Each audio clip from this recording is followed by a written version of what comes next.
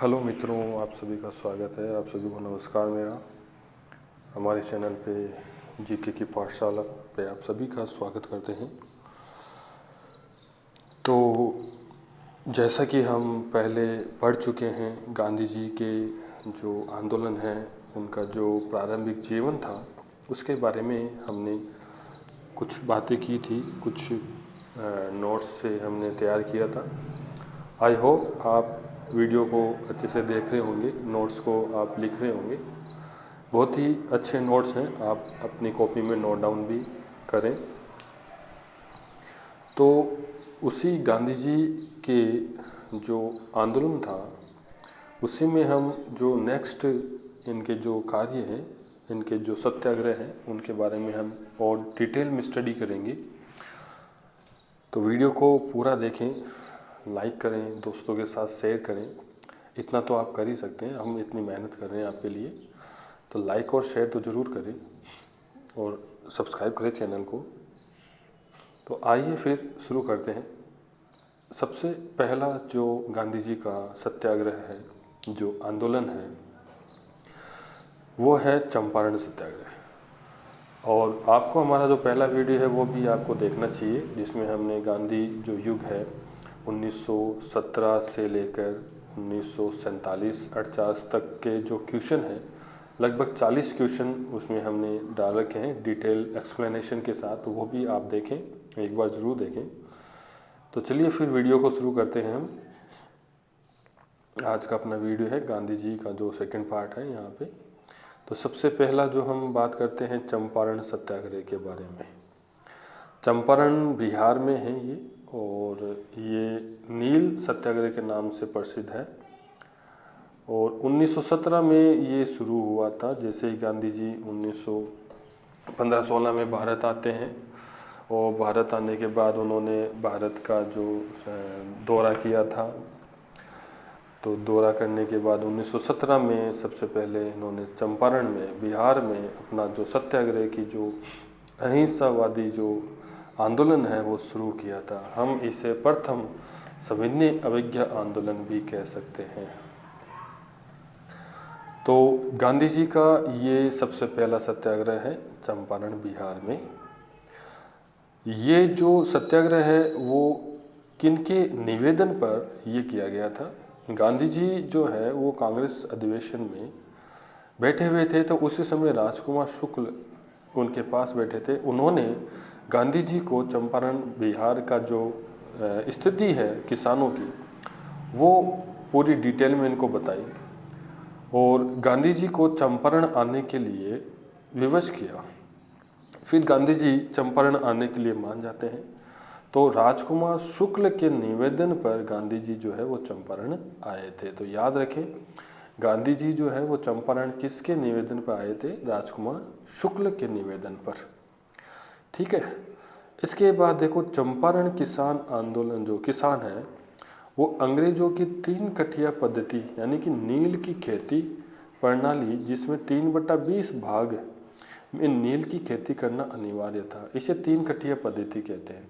तो थोड़ा सा मैं आपको 3 कठिया पद्धति के बारे में बता देता हूँ कि भाई 3 कठिया पद्धति क्या होती है। 3/20, तो 3 कठिया पद्धति,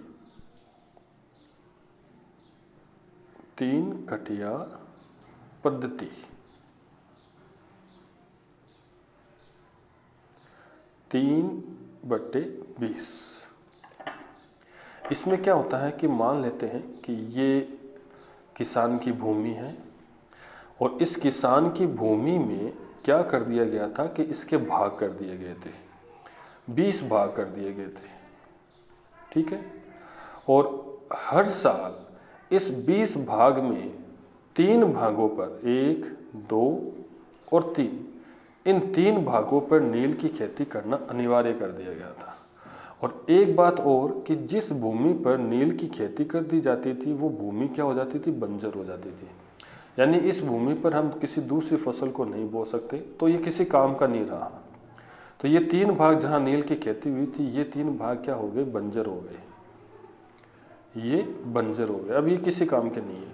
तो हर साल ये 3-3 भाग पे नील की खेती करना अनिवार्य कर दिया गया था। इसी को 3 कटिया पद्धति कहते हैं। और इसी पद्धति से परेशान होकर किसानों ने गांधी जी से निवेदन किया कि आप यहाँ आकर आंदोलन करें और ये जो 3 कटिया पद्धति है इसे समाप्त करने में इनकी सहायता करें। तो ये थी 3 कटिया पद्धति, तो आप इसे नोट कर लें। इसके बाद हम आगे चलते हैं। तो 3 कटिया पद्धति यानी नील की खेती करना अनिवार्य कर दिया गया था। चलिए फिर 19वीं शताब्दी में जर्मनी में रासायनिक रंगों के आविष्कार होने से नील की जो मांग है वो घट गई। तो 19वीं शताब्दी में क्या हुआ था, रासायनिक जो रंग है, जो डाई है, कलर है, उनका आविष्कार हो गया था। तो इनके आविष्कार होने पर यूरोप में क्या हुआ था कि नील की जो मांग है वो घट गई। और मांग घट गई तो यहाँ पे फिर क्या होता है भारत में कि नील का उत्पादन भी घटा। अब नील का उत्पादन घटा तो ब्रिटिश सरकार ने किसानों से क्या किया, अत्यधिक ब्याज वसूला। यानी कि जो नील के लिए इन्होंने किसानों को पैसा दिया था, अब वो नील की मांग घट गई। उत्पादन कम करने के लिए इन्होंने जो किसानों को पैसा दिया था, वो पैसा वसूल करने के लिए इन्होंने क्या कर दिया, क्या ब्याज को 3-4 गुना बढ़ा दिया था। तो इससे बहुत ज़्यादा किसानों पे क्या हुआ था, अत्याचार होना शुरू कर दिया गया इन्होंने। तो इसी क्रम में जब सत्याग्रह में गांधी जी के साथ कौन कौन थे, देखो जब ये चंपारण सत्याग्रह हुआ था तो ये बहुत इंपॉर्टेंट पॉइंट है कि चंपारण सत्याग्रह में गांधी जी के साथ कौन कौन थे। तो एक तो इनके साथ थे राजेंद्र प्रसाद, डॉक्टर राजेंद्र प्रसाद। दूसरे थे JB कृपलानी, ठीक है। तीसरे थे महादेव देसाई, और यहाँ से ही महादेव देसाई जो है वो गांधी जी के सचिव बने थे और इनके सचिव रहे। जवाहरलाल नेहरू, ठीक है, राजनीति में यहीं से इन्होंने प्रवेश किया था। तो जवाहरलाल नेहरू ने गांधी जी के चंपारण सत्याग्रह से ही क्या किया था, राजनीति में प्रवेश किया था। ब्रज किशोर शर्मा, नरहरि पारेख, ये इनके साथ थे। तो गांधी जी के साथ कौन कौन थे वो आप ध्यान में रखें। राजेंद्र प्रसाद, JB कृपलानी, महादेव देसाई, जवाहरलाल नेहरू, ब्रज किशोर शर्मा, नरहरि पारेख, ये सभी इनके साथ थे सत्याग्रह में। तो गांधी जी के इस सत्याग्रह के सामने ब्रिटिश ईस्ट इंडिया कंपनी झुक जाती है। जब इन्होंने ये सत्याग्रह किया था तो ब्रिटिश ईस्ट इंडिया कंपनी जो है, अंग्रेज जो है वो इनके सामने झुक जाते हैं। और फ्रैंक शॉय, ये एक अंग्रेज अधिकारी था, इनकी अध्यक्षता में एक कमेटी बिठाई गई, एक आयोग का गठन किया गया जो ये जांच करेगा कि भाई ये जो 3 कटिया पद्धति है इससे किसानों को कितना नुकसान हो रहा है, और ये जो ब्याज वसूला जा रहा है तो किसानों पे क्या कितना अत्याचार हो रहा है। तो ये सभी जो है वो इस आयोग ने क्या किया था, जांच की थी। और जिसके सदस्य गांधी जी भी थे।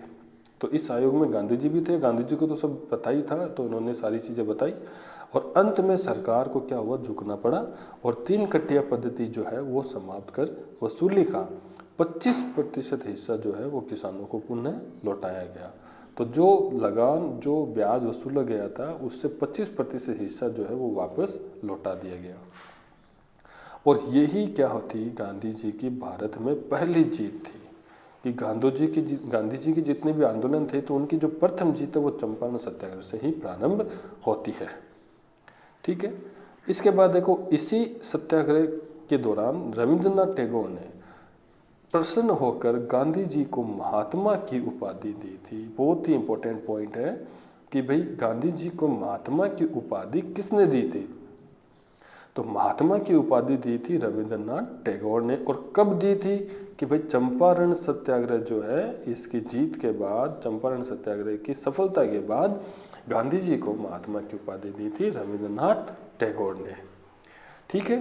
तो यहाँ तक चंपारण सत्याग्रह जो है वो समाप्त हो जाता है। इसके बाद जो दूसरा आंदोलन शुरू होगा 1918 का, जिसे हम कहते हैं, एक तो अहमदाबाद मिल सत्याग्रह था और एक किसान आंदोलन था, तो खेड़ा किसान आंदोलन था, ठीक है। तो अपन चलते हैं दूसरे आंदोलन पे। ये था, ये है अपना दूसरा आंदोलन गांधी जी के द्वारा चलाया गया था, खेड़ा सत्याग्रह है। खेड़ा कहाँ है, गुजरात में। ये आप कह सकते हैं कि भाई गांधी जी का प्रथम असहयोग आंदोलन था। और कब हुआ था, 1918 में। कब हुआ था? 1918 में। ठीक है, तो गांधी जी का ये दूसरा सत्याग्रह है चंपारण के बाद, और खेड़ा जो है वो गुजरात में है। 1918 में क्या हुआ था कि गुजरात में अकाल पड़ने से जो भी फसल थी वो नष्ट हो गई थी। अब फसल नष्ट होने के बाद किसानों के पास कुछ नहीं बचता है भाई। तो इस समय ब्रिटिश ईस्ट इंडिया कंपनी ने राजस्व लगान वसूलने के लिए 23% लगान दर बढ़ा दी थी। एक तो अकाल, दूसरा फसल उनकी उत्पादन में बहुत कमी आई, फसल अच्छी नहीं हुई, और तीसरा जब ब्रिटिश ईस्ट इंडिया कंपनी ने जो अपना लगान है, जो राजस्व है, वो 23% क्या कर दिया था? बढ़ा दिया था। तो बहुत ज़्यादा अत्याचार हुआ यहाँ पर। तो इस अकाल नीति के तहत, अब इसमें एक बात आपको ध्यान में रखना है कि भाई सरकार में जो अधिनियम थे उसमें तो एक अकाल नीति थी। तो अकाल नीति में क्या होता कि अगर फसल का 3/4 हिस्सा, 3/4 हिस्सा अगर नष्ट हो जाता है तो लगान क्या कर दिया जाता है? माफ़ कर दिया जाता है। लेकिन इसका उल्टा ही हो रहा था, लगान माफ़ करने के बजाय क्या कर दिया? लगान को 23% बढ़ा दिया गया। तो बस यही कारण था खेड़ा सत्याग्रह का। तो अब इसमें क्या होता है कि गांधी जी के सहयोगी कौन थे? तो वहाँ पे जो चंपारण था उसमें जे.बी. कृपलानी थे, राजेंद्र प्रसाद थे, जवाहरलाल नेहरू थे, महादेव देसाई थे, तो ये सब थे, पारिक जी थे। और अब इस खेड़ा सत्याग्रह में गांधी जी का साथ किसने दिया था? तो यहाँ पे आपको ध्यान रखना है, एक तो था मोहनलाल पांड्या, दूसरा इंदुलाल याग्निक, और तीसरे थे वल्लभ भाई पटेल। बहुत ही महत्वपूर्ण है वल्लभ भाई पटेल का यहाँ संयोग होना, क्योंकि आगे हम ये देखेंगे कि वल्लभ भाई पटेल जो है वो इस खेड़ा सत्याग्रह का नेतृत्व करने वाले हैं, और गांधी जी यहाँ से चले जाएंगे अहमदाबाद। तो अहमदाबाद मील जो भूख हड़ताल है वो इसी समय हुई थी 1918, और गांधी जी जो है वो यहाँ से चले गए थे अहमदाबाद, और यहाँ का जो नेतृत्व वो किसको सौंप दिया गया था? सरदार वल्लभ भाई पटेल को। आगे देखेंगे हम इसको। इसके बाद देखते हैं कि गांधी जी ने हड़ताल की, जिसके परिणाम स्वरूप ब्रिटिश सरकार को भी झुकना पड़ा था। ये दूसरी जीत है, गांधी जी की दूसरी जीत है। हार्डियन ने इस सत्याग्रह को भारत का पहला वास्तविक किसान सत्याग्रह कहा है। तो ये स्टेटमेंट याद रखना है, ये किसने कहा था कि खेड़ा सत्याग्रह जो है वो भारत का पहला वास्तविक किसान सत्याग्रह है? तो वो था हार्डियन। ठीक है, अब देखो इस सत्याग्रह का संचालन जो है, देखो अभी मैंने कहा था सरदार पटेल को सौंप दिया जाता है, और स्वयं जो गांधी जी है किसके कहने पर? अनुसुईया बेन पटेल गांधी जी के साथ थे। इनके कहने पर, इनके निवेदन पे गांधी जी कहाँ चले जाते हैं? अहमदाबाद चले जाते हैं। तो अब इसके बाद अहमदाबाद जो मील हड़ताल है वो शुरू होता है। चलिए फिर चलते हैं।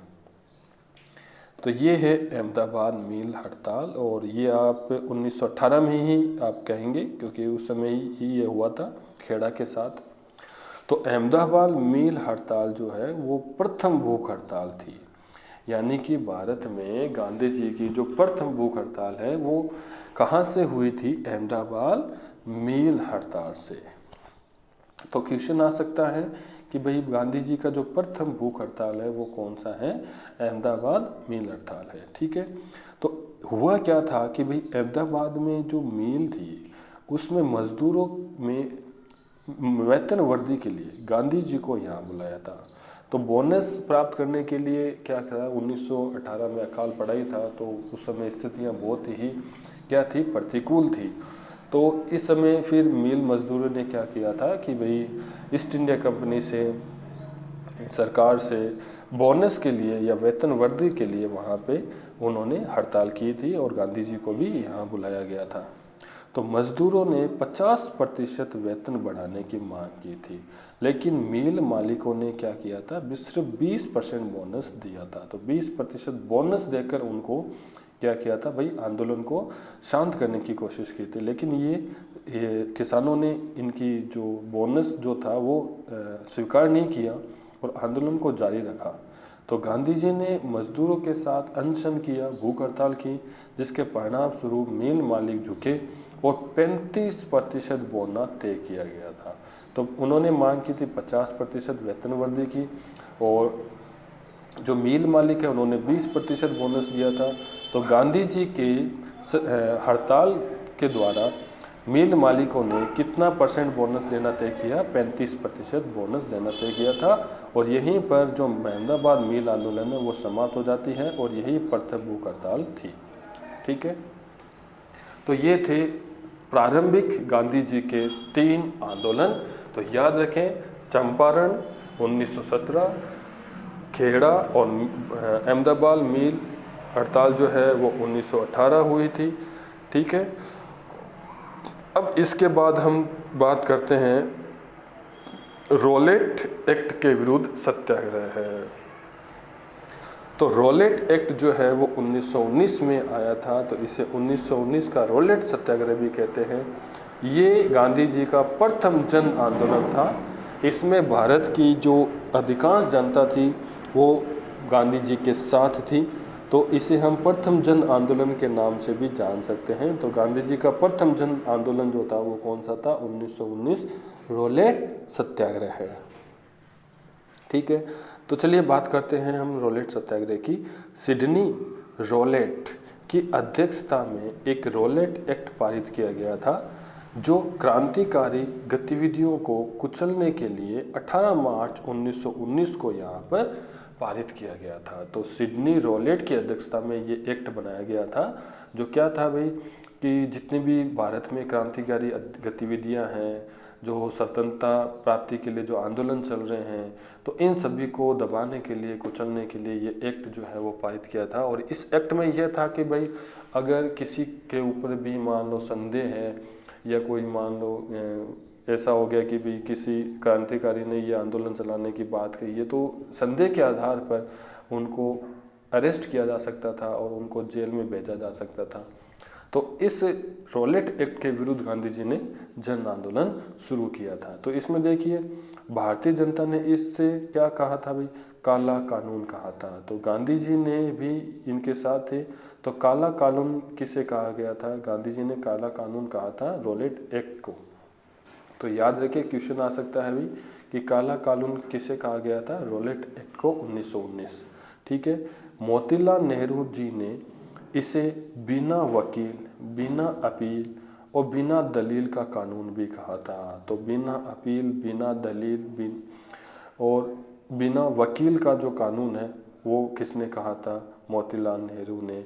और किसके लिए कहा था? रॉलेट एक्ट के विरुद्ध कहा था। ठीक है, तो ये 2 आपको स्टेटमेंट याद रखने हैं। इस एक्ट के अनुसार संदेह के आधार पर किसी भी भारतीय को गिरफ्तार किया जा सकता था। तो ये इसका कारण था। चलिए फिर आगे चलते हैं।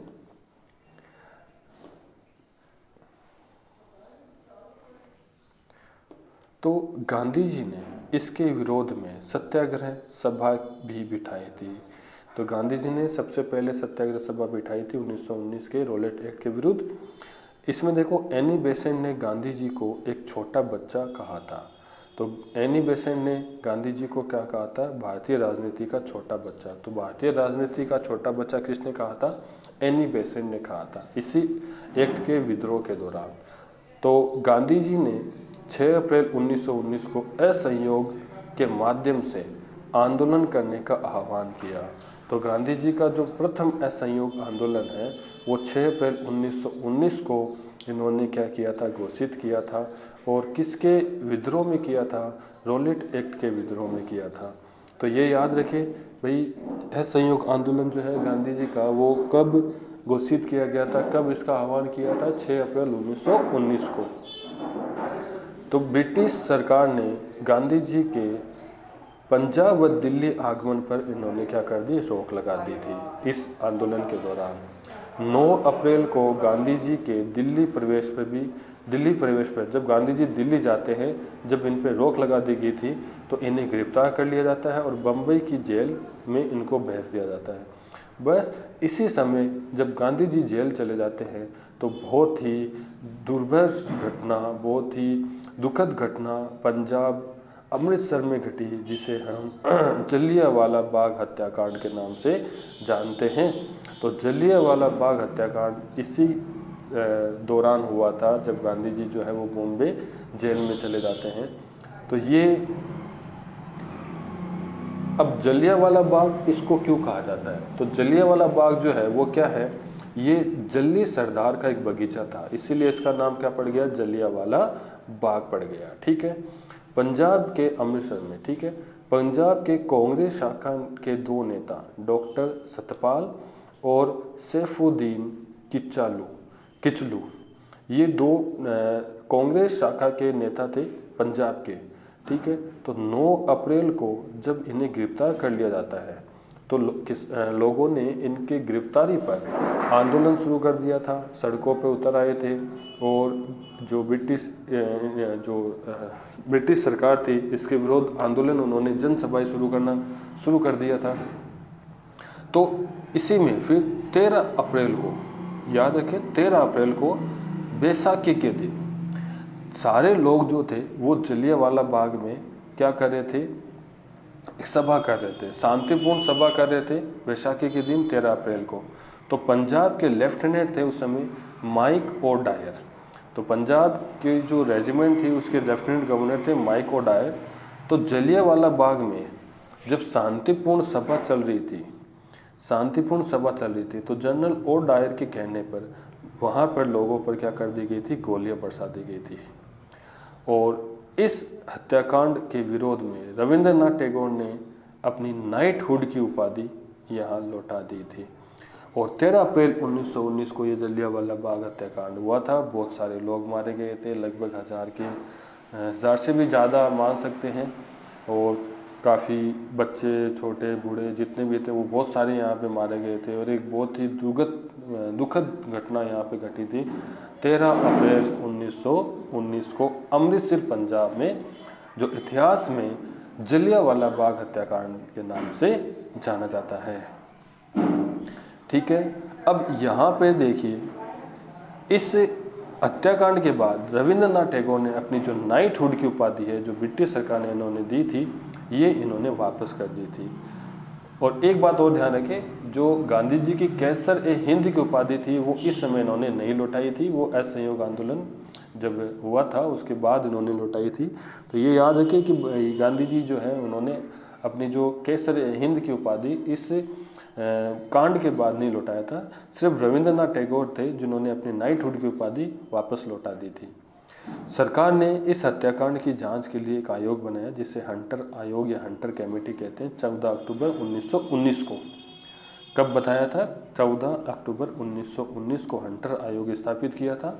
और इसके जो सदस्य थे वो 3 भारतीय सदस्य थे, चिमनलाल, पंडित जगत नारायण और मुल्तान अहमद खान, ये 3 सदस्य थे भारतीय। सजा के रूप में जनरल ओ डायर को सिर्फ क्या किया था, अपनी पोस्ट से बर्खास्त किया था और ज़्यादा इनके लिए जो पनिशमेंट है वो नहीं दी। ब्रिटेन के हाउस ऑफ कॉमन्स में डायर की प्रशंसा करते हुए इसे ब्रिटिश साम्राज्य का शेर कहा गया था। मतलब ब्रिटिश में जो इंग्लैंड का जो हाउस ऑफ कॉमन्स है इसमें डायर की प्रशंसा की थी और वहाँ पे इन्हें अंग्रेज़ों ने क्या कहा था कि भाई ये ब्रिटिश साम्राज्य का शेर है। तो 18 अप्रैल 1919 को गांधी जी ने असहयोग जो है वो वापस लिया था।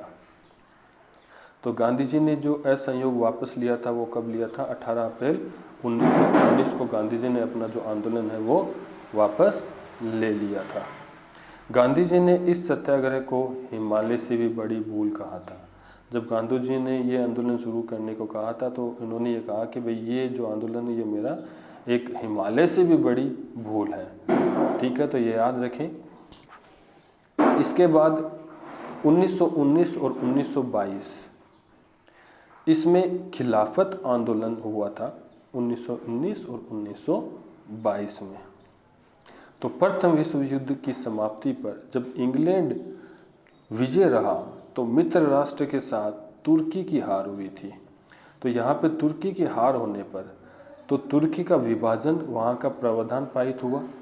तुर्की के सुल्तान को भारतीय मुसलमान अपना खलीफा मानते थे। खलीफा का मतलब होता है अपने धार्मिक गुरु। तो अंततः भारतीय मुसलमानों ने इसका विरोध किया था और इसी तुर्की के विभाजन के विरोध में भारत में मुसलमान जो थे, मुस्लिम लीग जो थी, उन्होंने खिलाफत आंदोलन जो है वो शुरू किया था 1919 और 22 में।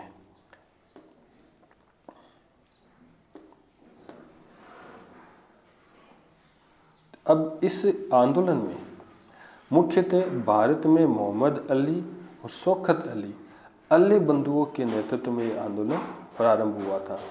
मौलाना अबुल कलाम आज़ाद तथा गांधी जी ने भी पूर्ण समर्थन किया था इस आंदोलन का, और गांधी जी ने कहा था इस आंदोलन के दौरान कि ये सुनहरा अवसर है जो आगे के 100 वर्षों में भी नहीं मिलेगा।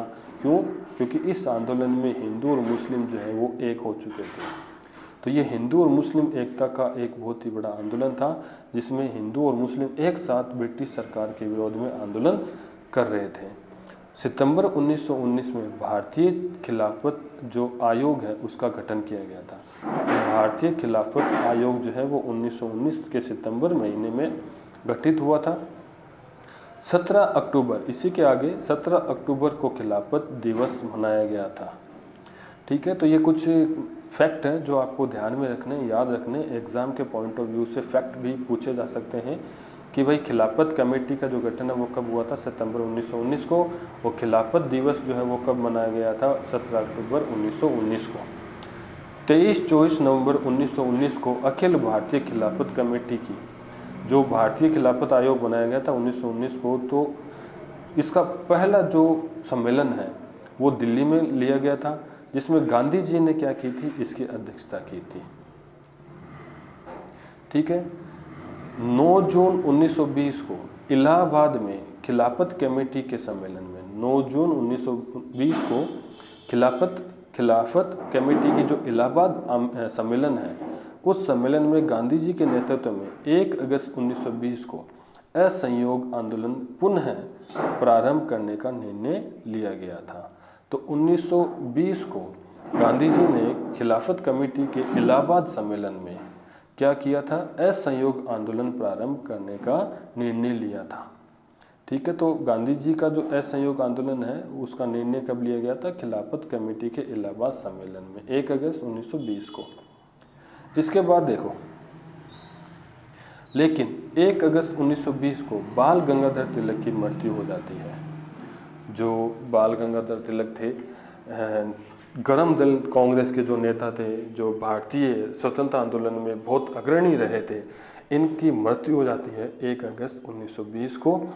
और 10 अगस्त 1920 को ही सेब्रेस की संधि द्वारा तुर्की का विभाजन हो जाता है, और इसी समय कमाल पाशा की सरकार वहाँ पे बन जाती है, और सुल्तान जो है खलीफा, इसका पद समाप्त कर दिया जाता है, और इसी के साथ ही भारत में खिलाफत आंदोलन जो है वो समाप्त हो जाता है। तो तुर्की का जो विभाजन है वो कौन सी संधि से हुआ था, 10 अगस्त 1920 को सेब्रेस की संधि के साथ, 10 अगस्त 1920 को सेब्रेस की संधि के साथ ये खिलाफत आंदोलन ही खत्म हो जाता है, और सुल्तान जो है उसका खलीफा जो पद है वो समाप्त कर दिया जाता है। इसके बाद शुरू होता है गांधी जी का असहयोग आंदोलन 1920 और 22 का। इसी दौरान एक घटना होगी, चौरी चौरा जो घटना है, जिसके कारण गांधी जी ने अपना जो अहिंसावादी जो आंदोलन है, जिसमें अहिंसा का इन्होंने बहिष्कार किया था, वो उसके कारण ये आंदोलन पुनः इन्होंने ले लिया था। और बहुत ही जो भारतीय क्रांतिकारी थे उनमें ये एक आक्रोश पैदा हुआ था। तो चलिए हम बात करते हैं असहयोग आंदोलन 1920 और 22 का। तो भारत का प्रथम अखिल भारतीय आंदोलन है जो देश के प्रत्येक समाज, वर्ग, राज्य, जिले, गांव सब तक, सभी लोगों तक ये पहुंचा था। तो ये प्रथम जन आंदोलन था जो सभी तक पहुंचा था, भारत की प्रत्येक लोगों के पास, प्रत्येक जनता के पास, प्रत्येक जिले, वर्ग, गांव सब तक पहुंचा था ये।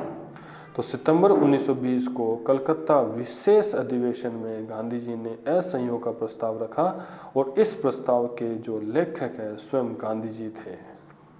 ठीक है, इस अधिवेशन की अध्यक्षता लाला लाजपत राय ने की थी। ये ध्यान रखें कि भाई जब असहयोग आंदोलन का जो प्रस्ताव पारित किया था, तो वो जो कलकत्ता में विशेष अधिवेशन हुआ था सितंबर 1920 को, उसकी अध्यक्षता किसने की थी, लाला लाजपत राय ने की थी। CR दास ने इसका विरोध किया था तथा मोतीलाल नेहरू ने इस प्रस्ताव का समर्थन किया था। तो याद रखें कि भाई कौन से ऐसे जो व्यक्ति थे जिन्होंने असहयोग आंदोलन का विरोध किया था, तो ये एक अकेले व्यक्ति थे, CR दास, चित्तरंजन दास, इन्होंने इस आंदोलन का विरोध किया था। जबकि मोतीलाल नेहरू जो है, जवाहरलाल नेहरू के पिता, इन्होंने इस प्रस्ताव का समर्थन किया था। तो दिसंबर 1920 ईस्वी को कांग्रेस का वार्षिक अधिवेशन होता है नागपुर में, जिसकी अध्यक्षता करते हैं टी राघवाचार्य ने। तो 1920 दिसंबर का वार्षिक अधिवेशन जो हुआ था वो हुआ था नागपुर में, और इनकी जो अध्यक्षता की थी वो थी टी राघवाचार्य ने। इस अधिवेशन में असहयोग आंदोलन की CR दास ने क्या कर दी थी, पुष्टि कर दी थी। पहले ये इनका विरोध करते हैं, लेकिन बाद में CR दास जो है, चित्तरंजन दास जो है, वो इसका समर्थन करते हैं। इस अधिवेशन में ब्रिटिश राज्य के भीतर तथा बाहर स्वराज्य की प्राप्ति को लक्ष्य रखा गया था। तो इस अधिवेशन में क्या था भाई, कि चाहे राज्य के भीतर हो, ब्रिटिश राज्य के भीतर हो, या ब्रिटिश राज्य के जो बाहर है, जो ब्रिटिश राज्य में नहीं आते थे, सब जगह स्वराज्य प्राप्ति का लक्ष्य बनाया गया था असहयोग आंदोलन के दौरान। ठीक है, इसके बाद देखते हैं आगे। नागपुर अधिवेशन में कांग्रेस ने संवैधानिक तरीके से स्वशासन प्राप्ति का लक्ष्य के स्थान पर शांतिपूर्ण व न्यायोचित तरीके से स्वराज्य प्राप्ति का अपना लक्ष्य घोषित किया था गांधी जी के देखरेख में। तो ये पॉइंट भी ध्यान रखिए। चलिए फिर आगे चलते हैं।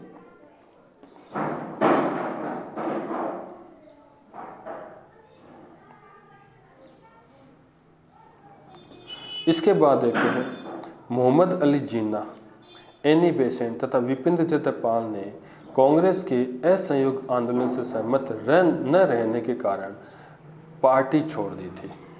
तो भाई किन्होंने इस असहयोग आंदोलन के कारण कांग्रेस पार्टी जो है वो छोड़ दी थी? एक तो थे मुस्लिम लीग के जो अध्यक्ष रहे थे Mohammed Ali Jinnah, Annie Besant home rule league जो है उसका नेतृत्व करने वाले, और विपिन चंद्र पाल, इन्होंने क्या था कि असहयोग आंदोलन जो है वो छोड़ दिया। असहयोग आंदोलन के कारण कांग्रेस पार्टी जो है वो छोड़ दी थी। गांधी जी ने अपने असहयोग कार्यक्रम में 2 प्रकार के कार्यक्रम शामिल किए थे। तो इसमें कुछ सकारात्मक थे और कुछ नकारात्मक थे। तो चलिए फिर असहयोग आंदोलन के जो सकारात्मक और नकारात्मक पहलू है उनकी हम बात करते हैं। तो सकारात्मक या रचनात्मक कार्यक्रम क्या था कि भाई असहयोग आंदोलन में गृह उद्योग को बढ़ावा दिया जाएगा, स्वदेशी अपनाएंगे, चरखे का प्रयोग बल दिया गया, राष्ट्रीय स्कूल व कॉलेज की स्थापना की जाएगी, हिंदू मुस्लिम एकता को बढ़ावा दिया जाएगा, विवाद को निपटाने के लिए पंचायतों की स्थापना की जाएगी। तो ये कुछ सकारात्मक पहलू थे। अहिंसा का पालन किया जाएगा और छुआछूत का त्याग किया जाएगा। तो ये कुछ सकारात्मक पहलू थे असहयोग आंदोलन के, यह कार्यक्रम थे। अब नकारात्मक कार्यक्रम कौन से हैं देखिए। अंग्रेजी शिक्षा का बहिष्कार किया जाएगा, सरकारी नौकरी छोड़ी जाएगी, उपाधियां जो है सरकार ने जो दी है उसको छोड़ा जाएगा, पद को छोड़ा जाएगा, सम्मान का बहिष्कार किया जाएगा। तो ये सबसे पहले नकारात्मक पहलू था।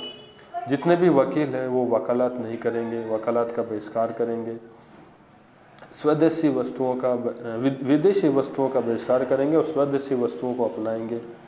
इसी में देखिए नागपुर अधिवेशन में कांग्रेस के कार्यों का संचालन करने के लिए 15 सदस्यों की एक कमेटी बनाई गई। इसे कांग्रेस कार्यकारिणी समिति CWC कहा गया था। तो असहयोग आंदोलन के दौरान ही नागपुर अधिवेशन में क्या हुआ था, कांग्रेस ने 15 सदस्यों का एक आयोग बनाया था और इस आयोग या कमेटी का नाम था कांग्रेस कार्यकारिणी समिति, जो सभी कार्यों का संचालन करेगी और ये स्थानीय स्तर पर कार्यक्रम जितने भी हैं उनका वास्तविक क्रियान्वयन के लिए भाषाई आधार पर कांग्रेस का प्रांतीय कांग्रेस कमेटी गठित किया गया था। तो ये आप भी इस पॉइंट को, इस फैक्ट को ध्यान में रखें कि 15 सदस्य जो कमेटी है कांग्रेस की कार्यकारिणी सदस्य, और ये प्रांतीय स्तर पर अपना जो कार्यक्रम है असहयोग का उसका संचालन करेगी। ठीक है, इसके बाद देखते हैं सुभाष चंद्र बोस ने अपनी IAS का जो पद है वो त्याग कर कलकत्ता के नेशनल कॉलेज में प्रिंसिपल बन गए थे। इसके बाद देखिए यहाँ पर ये पॉइंट बहुत महत्वपूर्ण है। गांधी जी ने अपनी जो केसर हिंद की उपाधि है वो त्याग दी तथा अफ्रीका में दिए गए जितने भी जो पदक है, 2 पदक है बोयर व जुलू का त्याग कर दिया था। तो गांधी जी ने अपनी जो कैसर हिंद की उपाधि है वो असहयोग आंदोलन में ही इन्होंने दी थी। ठीक है, लोगों ने विदेशी वस्त्रों की होली जलाई तथा महिलाओं ने, ये जो था ये इस कार्यक्रम का हिस्सा नहीं था कि भाई जो महिलाओं ने शराब की दुकानों पर धरना दिया, जो क्या था भाई असहयोग का आंदोलन का जो कार्यक्रम थे उनमें शामिल नहीं था। तो ये एक ऐसी जो कार्यक्रम था या ऐसा जो घटना थी जो असहयोग आंदोलन का जो था वो हिस्सा नहीं था। तो ये आप कह सकते हैं एग्ज़ाम में अगर आए कि भाई कौन सा जो कार्यक्रम था या कौन सा जो ऐसा आंदोलन था जो असहयोग आंदोलन के कार्यक्रमों में शामिल नहीं था, तो वो था महिलाओं के द्वारा शराब की दुकानों पर धरना देना। चरखे का प्रचार प्रसार किया गया, खादी को राष्ट्रीय पोशाक बनाया गया था। इसी असहयोग आंदोलन में खादी को राष्ट्रीय पोशाक बनाया था। ठीक है, तो अब हम आगे बात करते हैं। अब देखिए ये जो घटना है चोरी चोरा कांड, इसी से असहयोग आंदोलन गांधी जी ने वापस लिया था। तो चोरी चोरा जो है वो यूपी में एक स्थान है। 5 फरवरी 1922 को यूपी के गोरखपुर जिले के चोरी चोरा नामक स्थान पर लोगों ने पुलिस थाने को आग लगा दी, जिसमें लगभग 22 पुलिसकर्मी मारे गए थे। तो ये एक बहुत ही बड़ी हिंसक घटना थी असहयोग आंदोलन के दौरान। और इसी कांड के बाद 12 फरवरी 1922 को बारदोली गुजरात में कांग्रेस की कार्यकारिणी समिति की बैठक में असहयोग आंदोलन जो है वो समाप्त करने की घोषणा कर दी गई थी। तो गांधी जी ने असहयोग आंदोलन जो था 1919 का, वो चोरी चोरा जो कांड है यूपी के अंदर गोरखपुर जिले में 5 फरवरी 1922 को हुआ था। और इस हिंसक घटना के कारण गांधी जी ने 12 फरवरी 1922 को असहयोग आंदोलन जो है वो वापस ले लिया, उसको समाप्त कर दिया। अब इस आंदोलन के समाप्त करने पर बोस जो है सुभाष चंद्र बोस, इन्होंने कहा कि जनता का उत्साह जो चरम पे था, इस समय ऐसा निर्णय लेना राष्ट्रीय अनर्थ है। ये सुभाष चंद्र बोस ने कहा था जब गांधी जी ने असहयोग आंदोलन जो है वो समाप्त करने की घोषणा की थी। तो बोस ने कहा था कि ये जनता का उत्साह इस समय चरम पे था, लेकिन गांधी जी के ये वापस लेने पर ये जो निर्णय है ये राष्ट्रीय अनर्थ है, ये राष्ट्र के प्रति सही नहीं है। तो ये कहा था सुभाष चंद्र बोस ने। और गांधी जी का कहना था कि अहिंसा की पालना हेतु अपमान, यंत्रणा, यहाँ तक कि मौत भी सहन कर सकता हूँ, ये कहा था गांधी जी ने इनके उत्तर में, बोस के उत्तर में। ठीक है, इसके बाद साइमन कमीशन आता है। तो यहाँ तक असहयोग आंदोलन जो है वो समाप्त हो जाता है। अब इसमें देखो क्या होता है कि मार्च 1922 को गांधी जी को जेल भेज दिया जाता है। और इस असहयोग आंदोलन के दौरान ब्रिटिश जो साम्राज्य था, इसका जो गवर्नर था वो कौन था 1921 में, वाइसराय था लॉर्ड रीडिंग। तो ये याद रखें, असहयोग आंदोलन के दौरान जो वाइसरायज थे भारत के वो थे लॉर्ड रीडिंग। और 1922 को गांधी जी को क्या कर दिया जाता है, जेल भेज दिया जाता है। तो अब हम बात करते हैं साइमन कमीशन 1927, जो 2 साल पहले ही भारत आ गया था। और ये निश्चित किया गया था कि भाई साइमन कमीशन जो है वो हर 10 साल में भारत आकर जो भी भारत की जो प्रशासन है, जो स्थिति है उसका जांच करेंगे। लेकिन साइमन कमीशन जो है वो पहले ही आ जाता है, 2 साल पहले। तो चलिए साइमन कमीशन की बात करते हैं। साइमन कमीशन 1927, इसके विरोध का कारण क्या था? इसमें सभी सदस्य क्या थे, अंग्रेज थे। पहली बात तो ये, जब साइमन कमीशन भारत आता है तो लोगों ने इसका बहुत भरपूर विरोध किया था। और इसमें सबसे ज़्यादा अगर बात करें तो लाला लाजपत राय जो थे, इन्होंने साइमन कमीशन का बहुत ज़्यादा विरोध किया था। और इसी कमीशन में विरोध के दौरान लाला लाजपत राय जो है वो शहीद हो गए थे। तो इसमें अंग्रेज थे, पहला कारण विरोध का कि सारे सदस्य जो थे वो कौन थे, अंग्रेज थे। कांग्रेस ने इसे श्वेत कमीशन की संज्ञा दी थी, क्यों? क्योंकि सारे जो सदस्य क्या थे, अंग्रेज थे।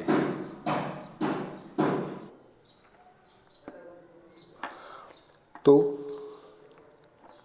साइमन कमीशन को संज्ञा दी थी श्वेत कमीशन की कांग्रेस ने। साइमन कमीशन का बहिष्कार किया गया था।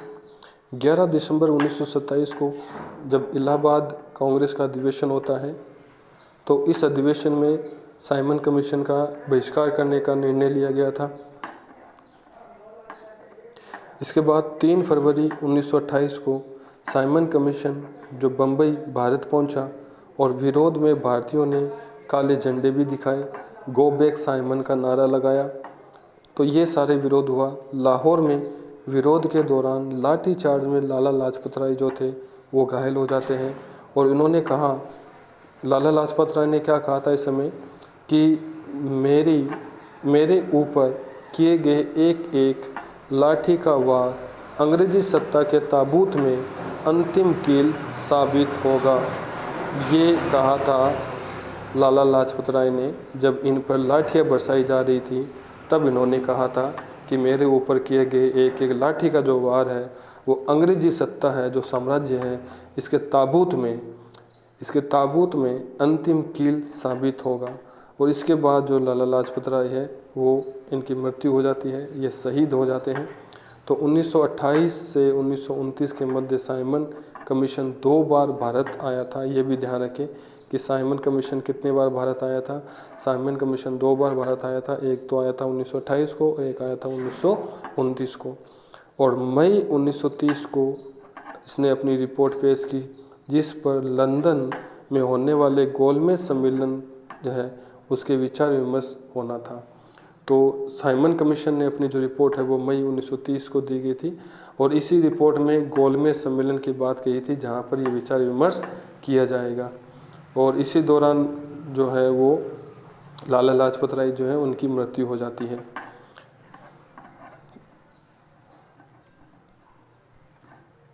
तो अब हम बात करते हैं गोलमेज सम्मेलन की। गोलमेज सम्मेलन 1930 पहला सम्मेलन था। कांग्रेस ने इस प्रथम गोलमेज सम्मेलन में भाग नहीं लिया। तत्कालीन वायसराय लॉर्ड इरविन व गांधी जी के मध्य एक समझौता होता है जो 5 मार्च 1931 को हुआ। इसी गांधी इरविन समझौता कहते हैं या दिल्ली समझौता कहते हैं।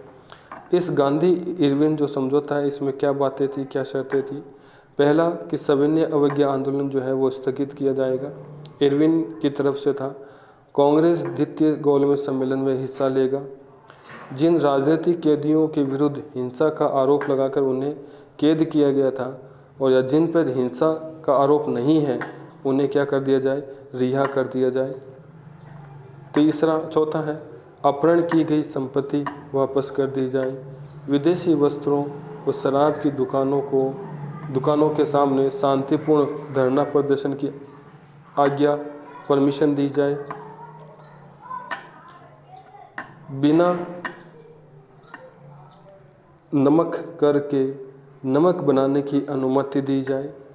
नोट, एक चीज़ ध्यान में रखें, गांधी जी भगत सिंह, सुखदेव और राजगुरु की जो फांसी है उस पर ये मौन रहे थे। तो गांधी इरविन जो समझौता था तो उस समय गांधी जी ने भगत सिंह, सुखदेव और राजगुरु की जो फांसी है उसकी कोई चर्चा नहीं की थी इन्होंने इस समय। तो इसी कारण 23 मार्च 1931 को इन्हें फांसी दी जाती है और फांसी का कारण था सैंडर्स को मारना, जिन्होंने लाला लाजपत राय की जो मृत्यु हुई थी लाठीचार्ज के कारण। तो भगत सिंह और इनके साथियों ने ये प्लान बनाया कि हम जिनने लाठी बरसाई थी वो था स्कॉट, कि भाई स्कॉट को मारेंगे, लेकिन उन्होंने स्कॉट की जगह सैंडर्स को मार दिया था गोली से। और केंद्रीय असेंबली जो है उसमें बम फेंका था, लाहौर षड्यंत्र। तो इस षड्यंत्र के कारण इन्हें जो है 23 मार्च 1931 को फांसी की सज़ा दी गई थी। ये था प्रथम गोलमेज सम्मेलन। इसके बाद द्वितीय गोलमेज सम्मेलन था। प्रथम में किसी भी भारतीय ने कांग्रेस ने हिस्सा नहीं लिया था, लेकिन एक बात याद रखें कि जितने तीनों जो गोलमेज सम्मेलन है इसमें डॉक्टर भीमराव अंबेडकर जो थे उन्होंने तीनों गोलमेज में भाग लिया था। द्वितीय गोलमेज सम्मेलन था 7 सितंबर 1931 से दिसंबर 1931। तो ये जो राउंड टेबल है गोलमेज सम्मेलन है, एक टेबल होती है गोल, उसके चारों तरफ बैठ के विमर्श करते हैं, इसीलिए इसका नाम गोल मेज यानी कि गोल मेज सम्मेलन कहा गया था। इस सम्मेलन में कांग्रेस ने भाग लिया था। गांधी जी के साथ इनके सचिव महादेव देसाई वहाँ पे गए थे। अपनी बातें मनवाने में ये असफल रहे थे, गांधी जी की कोई भी बात वहाँ नहीं मानी गई थी। BR अम्बेडकर ने दलितों हेतु एक पृथक निर्वाचन की मांग यहाँ पर उठाई थी। तो जो अम्बेडकर जी थे इन्होंने द्वितीय गोलमेज में पृथक निर्वाचन की मांग उठाई थी, कम्युनल अवार्ड जो है, तो द्वितीय गोलमेज सम्मेलन में ये मांग उठी थी। इसके बाद जो तृतीय गोलमेज सम्मेलन है वो आपका हुआ था। तृतीय गोलमेज सम्मेलन जो है 17 नवंबर 1932 से 24 दिसंबर 1932 में किसी भी भारतीय ने हिस्सा नहीं लिया था, मतलब कांग्रेस ने हिस्सा नहीं लिया था, लेकिन अम्बेडकर जी थे वो यहाँ पे थे। फिर 1935 भारत अधिनियम जो है, भारत सरकार अधिनियम 1935 को प्रस्तावित किया गया था, जो जुलाई 1935 को लागू हो गया था। तो इसके बाद 1935 का अधिनियम बना।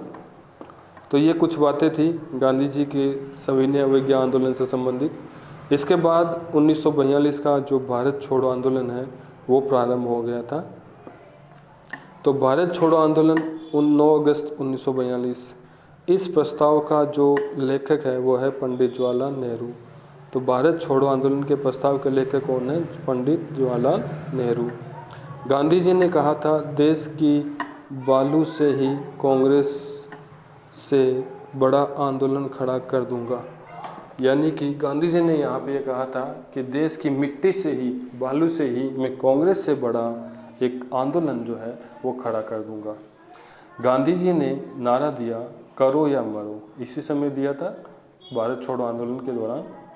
8 अगस्त 1942 को बम्बई में ग्वालियर टैंक मैदान में मौलाना आज़ाद की अध्यक्षता में कांग्रेस का कार्यकारिणी समिति की बैठक हुई और यहीं पर अंग्रेजों भारत छोड़ो का प्रस्ताव नेहरू ने रखा था। तो भारत छोड़ो का प्रस्ताव किसने रखा था? नेहरू जी ने। इसके बाद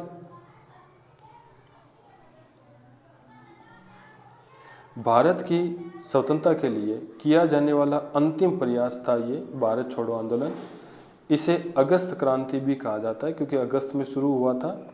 ऑपरेशन जीरो आवर के तहत 9 अगस्त 1942 को समस्त बड़े नेताओं ने अपनी गिरफ्तारी दी। गांधी जी को गिरफ्तार कर सरोजनी नायडू के साथ आगा खां पैलेस पूना में रखा गया था और इसी के बाद नेहरू जी ने अपनी एक रिपोर्ट तैयार की थी जिसे नेहरू रिपोर्ट कहते हैं। मोतीलाल नेहरू ने डोमिनियन स्टेट्स की मांग की थी।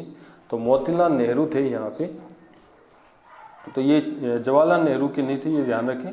मोतीलाल नेहरू जो जवाहरलाल नेहरू के पिताजी थे उन्होंने ये रिपोर्ट तैयार की थी, इसे नेहरू रिपोर्ट भी कहते हैं। तो 1928 में तत्कालीन भारत सचिव लॉर्ड बिरकनहेड ने भारतीयों का ऐसे संविधान निर्माण के लिए चुनौती दी जो सभी गुटों एवं दलों का मान्य हो। यानी कि 1928 को जो लॉर्ड जो था भारतीय सचिव बिरकनहेड ने भारतीयों को चुनौती दी कि आप अगर चाहते हैं कि आप स्वतंत्र हो जाए तो पहले आप एक ऐसे संविधान का निर्माण करें कि जो सभी गुटों को, सभी लोगों को मान्य हो। तो इस चुनौती में मोतीलाल नेहरू ने अपनी रिपोर्ट तैयार की थी। तो इस पर दिल्ली में फरवरी 1928 को कांग्रेस के नेताओं ने एक सर्वदलीय सम्मेलन बुलाया। इस सम्मेलन में भारतीय संविधान का मसौदा तैयार करने हेतु मोतीलाल नेहरू ने अध्यक्षता में एक उप समिति का गठन किया गया था। अली इमाम, Subhash Chandra Bose, MS any, Mangal Singh, Shoaib Qureshi, GI प्रधान, तेज बहादुर सप्रू इस उप समिति के सदस्य थे और इसी समिति से यहाँ पर नेहरू रिपोर्ट तैयार की थी। यानी कि भारतीय प्रशासन में भारतीयों द्वारा तैयार किया जाने वाला प्रथम जो प्रारूप है संविधान का यही था। तो देश में संविधान का प्रारूप तैयार करने की दिशा में भारतीयों का यह पहला बड़ा कदम था। 10 अगस्त 1928 में इस उप समिति ने अपनी रिपोर्ट पेश की, जिसे नेहरू रिपोर्ट के नाम से जाना जाता है। इस रिपोर्ट में भारत को डोमिनियन स्टेट्स का दर्जा दिए जाने की मांग उठी, और डोमिनियन स्टेट्स का मतलब होता है अधिशासित स्वराज्य, यानी कि हमें अंग्रेजों के ही अधीन अपना शासन चलाना है, जिसमें जो सत्ता है वो मेन जो केंद्र है वो ब्रिटिश सरकार ही रहेगी, लेकिन ब्रिटिश सरकार के अधीन हम अपना प्रशासन चलाएंगे। इसे डोमिनियन स्टेट्स कहते हैं। तो नेहरू रिपोर्ट में डोमिनियन स्टेट्स की जो है वो मांग उठी थी, और 31 अगस्त 1928 को ये पारित किया गया था। तो नेहरू रिपोर्ट में क्या बातें थी ये थोड़ा सा आप ध्यान में रखें। पहला कि भारत को पूर्ण औपनिवेशिक साम्राज्य का दर्जा दिया जाए तथा उसका स्थान ब्रिटिश शासन के अधीन अन्य जो उपनिवेशिक शासन है, जो राज्य है, उसके समान हो। तो ये पहली बात थी नेहरू रिपोर्ट में। दूसरी बात देखो, सार्वजनिक निर्वाचन प्रणाली को समाप्त कर दिया जाए, इस स्थान पर संयुक्त निर्वाचन पद्धति को ही अपनाया जाए। ठीक है। भाषाई आधार पर प्रांतों का गठन किया जाए। 19 मौलिक अधिकारों की मांग, जिसमें महिलाओं को सम्मान देना, अधिकार देना, संघ बनाने की स्वतंत्रता देना, वयस्क मताधिकार आदि बातें हुई। केंद्र तथा राज्यों में उत्तरदायी सरकार की स्थापना की जाए। केंद्र में भारतीय संसद या व्यवस्था प्रकार के 2 सदन किए जाए। निम्न सदन हाउस ऑफ रिप्रेजेंटेटिव की सदस्य संख्या 500 हो। उच्च सदन यानी कि सीनेट की सदस्य संख्या 200 हो। इनके सदस्यों का चयन निर्वाचन परोक्ष पद्धति द्वारा प्रांतीय व्यवस्थापकों के द्वारा किया जाए।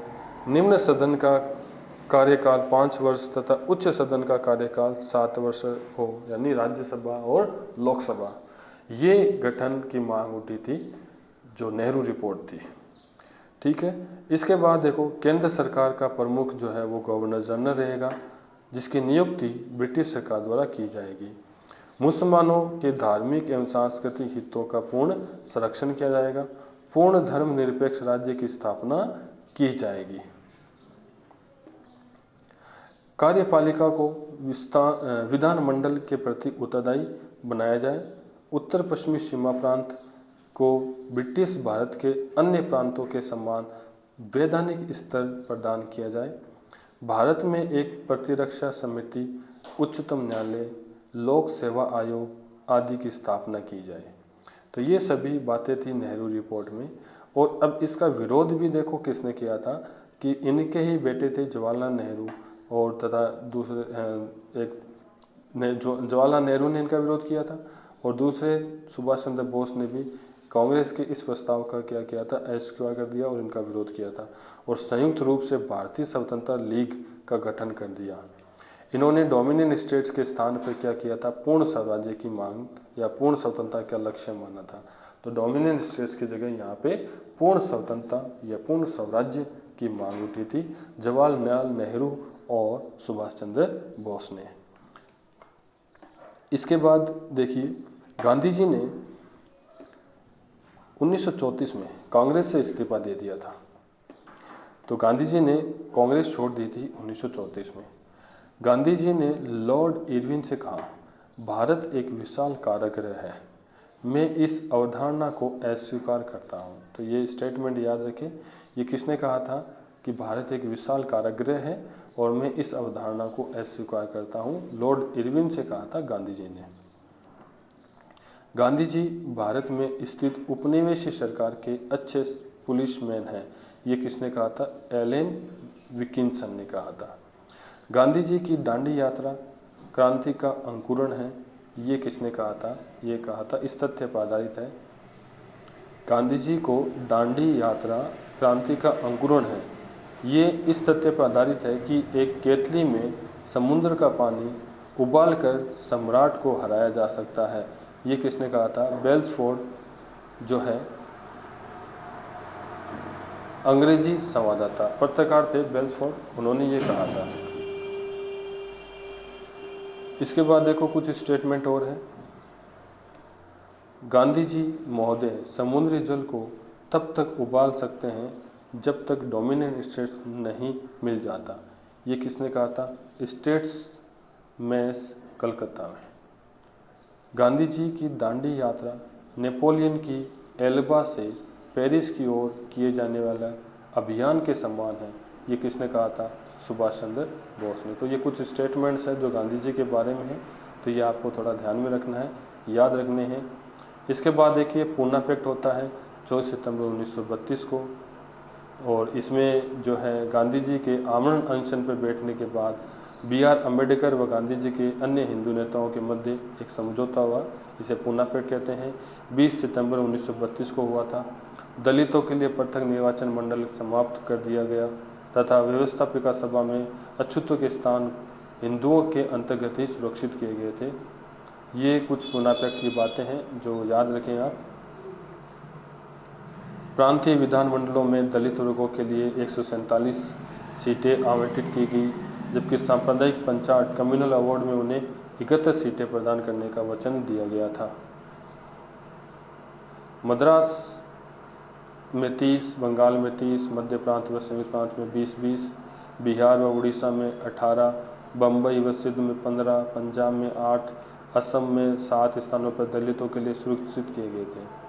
18% केंद्रीय विधानमंडल में दलित वर्ग का प्रतिनिधित्व देने के लिए संयुक्त निर्वाचन की प्रक्रिया तथा प्रांतीय विधानमंडलों में प्रतिनिधियों को निर्वाचित करने की व्यवस्था का मान्यता दी गई थी। तो ये थोड़ा सा आप देख लेना। पूना पैक्ट जो है वो उसमें कुछ क्या क्या बातें थी। तो ये पूना पैक्ट हुआ था, गांधी जी और दलित वर्ग के नेता थे B.R. अम्बेडकर, 20 सितंबर 1932 को।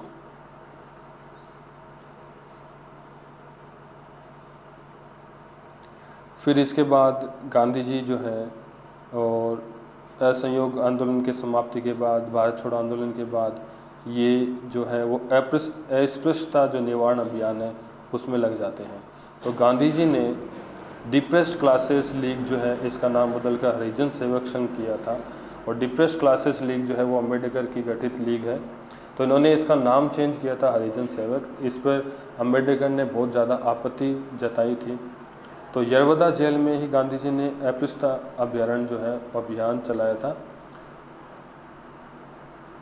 सितंबर 1932 में अखिल भारतीय अस्पृश्यता विरोधी लीग का गठन किया गया। जनवरी 1933 में उन्होंने हरिजन नामक साप्ताहिक पत्र का प्रकाशन प्रारंभ किया था। साबरमती आश्रम को 1930 में छोड़ने के बाद वह सत्याग्रह आश्रम वृद्धा आ गए थे।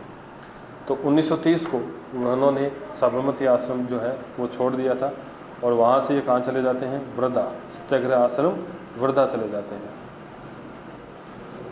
7 नवंबर 1933 में गांधी जी ने वृद्धा से हरिजन यात्रा का प्रारंभ किया, जो नवंबर 1933 से जुलाई 1934 तक चली थी। गांधी जी ने हरिजन सेवक संघ की स्थापना की। अगस्त 1934 में लेजिस्लेटिव संसद में मंदिर में प्रवेश विधेयक जो है उसको गिराकर सरकार ने उन्हें अनुगृहीत करने का प्रयत्न किया। मतलब जो मंदिर में प्रवेश है वो सबके लिए वहाँ पर दिया गया था। तो ये एक विधेयक पारित हुआ गांधी जी के आंदोलन के द्वारा। इसके बाद गांधी जी ने कहा शास्त्र छुआछूत की इजाज़त नहीं देते हैं। तो ये किसने कहा था? गांधी जी ने कहा था।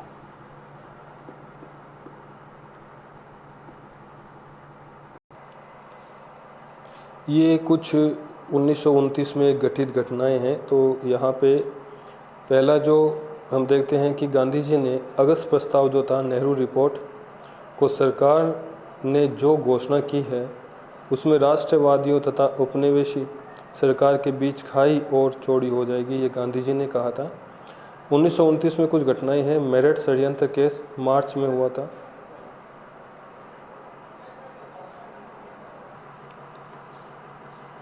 तो मेरठ षड्यंत्र केस मार्च 1929 को हुआ।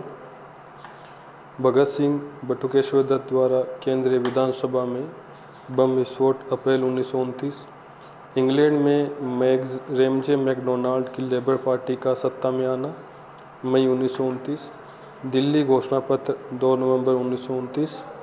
दिसंबर 1929 में कांग्रेस के लाहौर अधिवेशन में पूर्ण स्वराज्य को मुख्य लक्ष्य घोषित किया गया।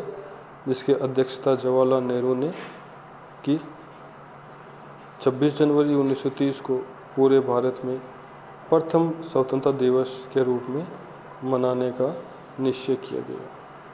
तो ये कुछ 1929 और 1930 में हुई घटनाएं हैं। इसके बाद नमक सत्याग्रह, जो सविनय अवज्ञा आंदोलन है गांधी जी का, दांडी यात्रा हम कहते हैं इसे। तो इसमें गांधी जी की 11 सूत्रें मांगे थी। गांधी जी ने यंग इंडिया में 11 सूत्रीय मांगों को प्रकाशित कर सरकार के समक्ष रखा तथा सरकार को 31 जनवरी 1930 तक प्रतिक्रिया करने का समय दिया। फरवरी 1930 तक सरकार द्वारा इन मांगों के संबंध में कोई सकारात्मक उत्तर न मिलने के कारण साबरमती आश्रम में कांग्रेस कार्य समिति की बैठक में सविनय अवज्ञा आंदोलन प्रारंभ करने का निर्णय लिया तथा नमक के मुद्दे को केंद्रीय मुद्दा बनाने का निश्चय किया गया। तो नमक के मुद्दे को सविनय अवज्ञा आंदोलन का मुख्य मुद्दा बनाने के बाद मार्च से अप्रैल के बीच में दांडी मार्च यानी कि दांडी यात्रा की गई थी, 12 मार्च से 6 अप्रैल 1930 तक। तो 12 मार्च 1930 को साबरमती आश्रम से ये दांडी के लिए पद यात्रा प्रारंभ की तथा 24 दिनों में 240 किलोमीटर की पद यात्रा के पश्चात 5 अप्रैल को दांडी पहुंचे तथा 6 अप्रैल को गांधी जी ने समुद्र तट पर नमक बनाकर नमक कानून को तोड़ा। अप्रैल 1934 को गांधी जी ने सविनय अवज्ञा आंदोलन वापस ले लिया। तो यहाँ तक हमने गांधी जी के बारे में संपूर्ण जो जानकारी है वो हमने पढ़ी। तो वीडियो को लाइक करें, शेयर करें। थैंक यू, धन्यवाद।